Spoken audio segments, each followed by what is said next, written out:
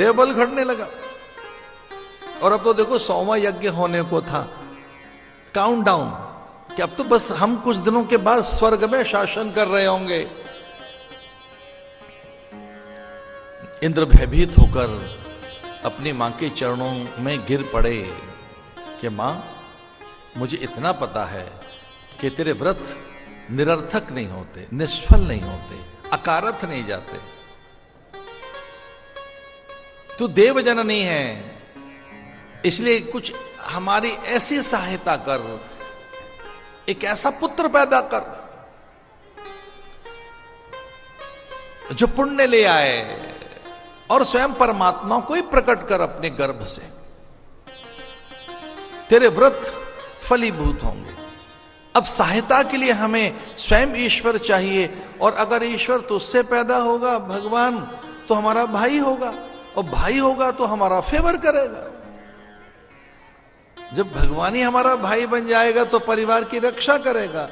उपेंद्र पैदा कर, उपेंद्र माने उप इंद्र, छोटा इंद्र और पैदा कर दे,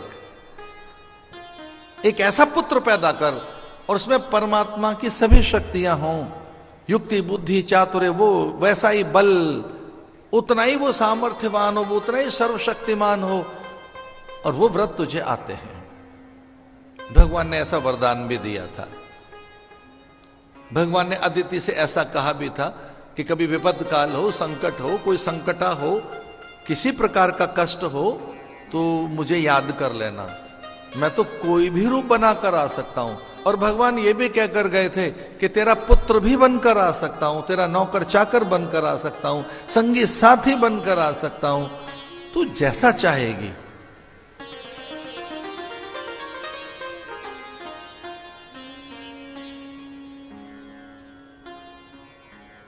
बहुत सुंदर सा सुखदेव मुनि एक श्लोक बोलते हैं,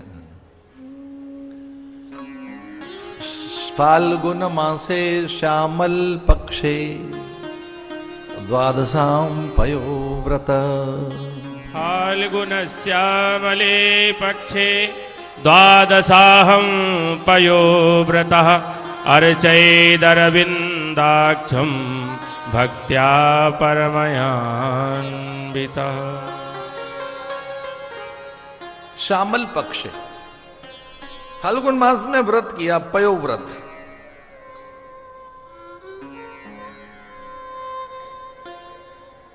व्रत इस योग्य बनाता है हमें कि हमें देवता जग सके।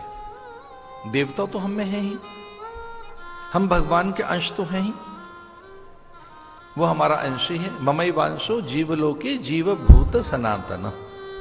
व्रत और नियम के द्वारा, उपवास और साधन विधि के द्वारा हमारे भीतर में बैठा परमात्मा चैतन्य हो जाता है, जागृत हो जाता है।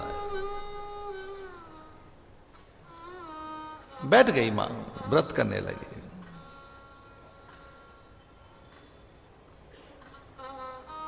बड़ा कठिन व्रत किया मैंने।